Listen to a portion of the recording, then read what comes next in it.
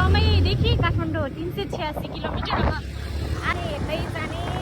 अहिले हामी लमैमा पुगिसक्यो। अब बाइकको राइड है, बाइकमा गएको हामी तर चलाउँदाखेरि त शीतलै छ, शीतल भइरहेछ।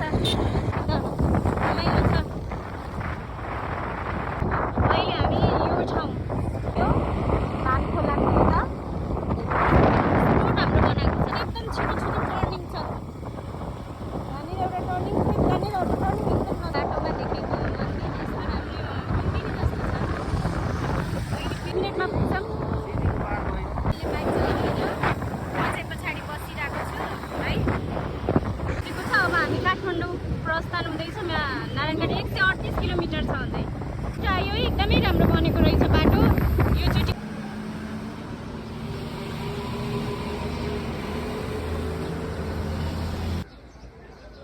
Good morning.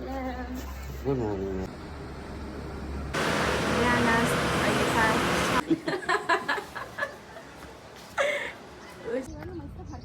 ए स्लो स्लो हुँदैन।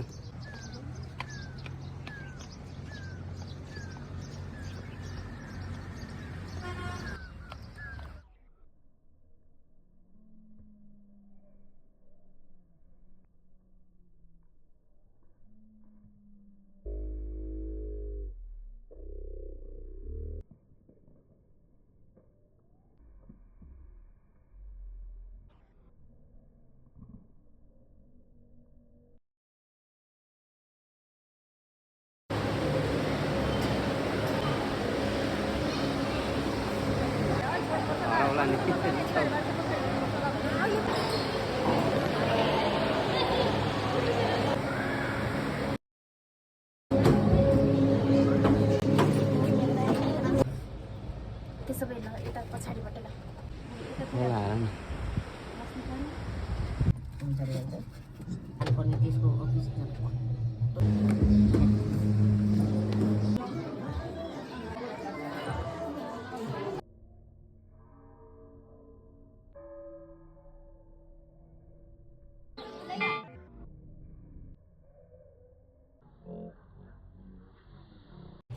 मेरी बुढी पनि छिन् साथमा। Thank you. म कहिले गर्छु है, जिन्दगीमा गरेको छैन।